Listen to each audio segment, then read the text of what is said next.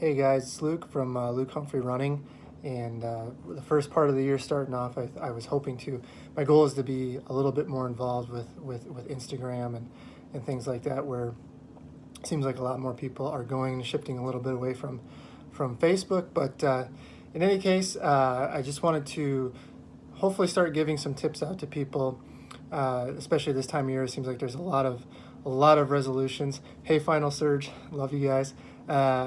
But I just want to give some tips out and really just more things that you can use as you're training for a marathon. So with resolutions, a lot of times first marathons come on board with that. So I want to talk a little bit about choosing race goals. I think one thing is people aren't really sure where to start with a race goal, especially for their first marathon. As we talk about in our books, both the Hanson's Marathon Method and the Hanson's First Marathon Method, we've talked about how, really over the last 30, 40 years, the popularity of the marathon has grown exponentially, but the times have slowed considerably. And a lot of it's just simply because you have a lot more of the demographics represented now. So you're just going to have a lot of people, a lot more people running now. Or in 1970 there was 20,000, and now there's 5 to 600,000 every year in the U.S. alone that are running a marathon. So times have just naturally slowed as the more people you've added to that pool. But the biggest thing is people will use, so people don't even really know. They don't even know where to start. They run a 5K, maybe they run a 10K, and then they say they want to run a marathon. Maybe they're raising money for charity, or some bucket list type of thing that they want to do. And so they want to run a marathon, but they really have no place to start. And we always try to get people to set some sort of time goal. And that helps, well, it obviously helps with us because we prescribe a lot of things based by pace. And it also gives a person something to, look at and have, say, it's a tangible goal for them, not just say, I'm just going to finish or something like that, which is fine.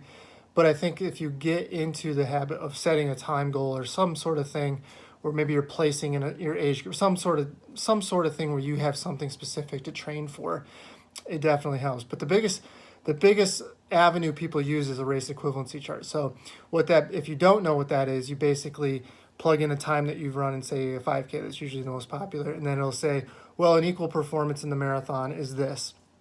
And so that's just what people have to recognize, is that's assuming that that's an equal performance based on all other environmental factors or all other factors taken into account too. So if you ran your 5K PR with doing 20 miles a week, that's assuming that you're making the appropriate adjustments to run the marathon, which would be significantly more than 20 miles a week. So if you plan on still running 20 to 30 miles a week, then that goal that the race equivalency puts out there for you will be way too fast for you, because you're just not going to have the training to support that goal. So that's the thing you have to take into consideration. And so our goal is to not necessarily put a person into that. I would look at that as a best case scenario, right? So let's say if you run a 5K and whatever you run it in, and then it says an equal performance would be a 3:45 marathon, but you don't plan on running more than 30 miles a week. And even if you're cross training this and that, your cardiovascular fitness will be great,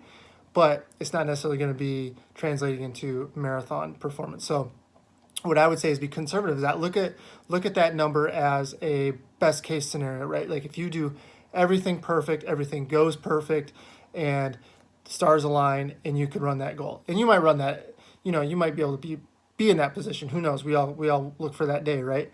And so I would just take that into consideration, because going back to the mileage factor, if you're running that 5K and 20 miles a week, and then you're planning on running, say you're running in to run 30 miles a week for the marathon, well, your 5K at 20 miles a week, you're putting a 7-to-1 ratio in for mileage, right? You're running 7 times more mileage during the week than what you're actually going to race. Say you're going to run 30 miles a week for the marathon, you're barely at a 1-to-1 ratio. So you're really setting yourself up. You're just not allowing yourself to get the amount of training you need to correlate into that marathon performance. So I would just take that into consideration. So the tail of the tape is to be cautious with a race equivalency chart for your first marathon. What I will tell people, what I'm working with people, is to use that as your guide, but then a lot of times we'll back off from that. And then we'll see how it goes, right? So if we start a training plan and say their race equivalency time says they're 3:45, we might just say, okay, we'll back it off and say 4 hours will be great. If you break 4 hours, you'd be really happy with that, right? So maybe we'll start at a position like that. Because the nice thing is, it's always a better feeling to increase that time goal as the training goes on than it is to be scrambling with 6 weeks to go because you're hurt or you're overtrained or whatever the case is. So you always have to look at it that way. I can always move it up, but if I'm in a position where I'm forced to move it back, that's not a good position to be in, right? Because that usually means I'm hurt or something bad has happened in my training, and I'm either missed time or whatever the case is. So just deal with that. And I would say too, with your first marathon, the biggest thing for most people is getting to a point where they can comfortably run more mileage. So we're going to be focusing more on just generally building more mileage and not necessarily adding a ton more intensity. But for those who've never run a marathon before, that general endurance is going to be able to improve their performance a great deal. And then once hopefully they get the bug with the first marathon and they're training for a second and a third and a fourth, and then we can move on. We can start setting more and more goals, and moving up the ladder on as fast as we want to run. Because the ultimate goal for a lot of people, I don't know how many times I've had people come to me and say, I only want to run one marathon. That's it. I just want to say I did it, and that's going to be it. And now, that was 10 marathons ago, and they're trying to qualify for Boston. They're trying to get in New York. They're trying to do the world majors, all this and that. So, don't set go in there fine with, just saying I'm going to cross something off my bucket list. But as a coach, my goal is to say, okay, we'll do this. We'll have a pretty good experience with doing that. And then instead of just surviving the marathon and never wanting to go back to it, we can say, hey, we built up to some pretty good fitness, and then we can take that to another level. We can do this again, and we can continually get better. But if we don't set ourselves up to have at least a good time doing it, then you're just going to be miserable. You're going to be miserable with training. You're going to be miserable with the race, and you're probably going to be turned off from the sport. And so as a coach, my goal is to not do that to you. So, but at the end of the day, be cautious with your goal setting. Look at what those race equivalency charts say, but then recognize all the factors that go into that. So you're talking about, am I going to be able to run the mileage appropriate? Am I going to be able to do the workouts that are appropriate? And then other thing too is what race you're actually using. If you're using a 5K, that's over 8 times shorter than what you're going to race. That would basically me predicting what I could run a 100-mile race on, what my marathon time is. That's as long as a marathon is, 100 miles 4 times as long, right? So that really isn't the best basis. It might give me a general baseline to start my training, but that's all it is. It's a general baseline, so then we can actually use the training that we're doing to narrow in that goal even more specifically.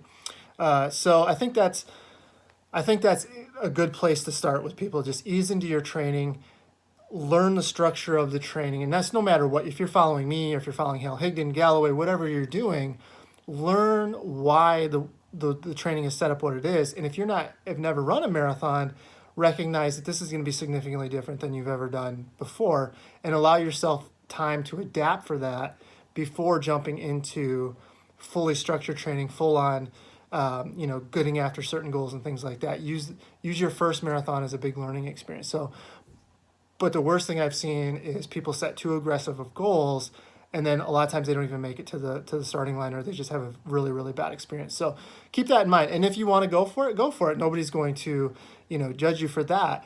It's just recognize what the consequences of that might be, and it would be a shame especially if you're trying to raise money for a great cause, that you don't even make it to the start line to actually raise that money for that group. So keep those things in perspective as you're jumping into your first marathon.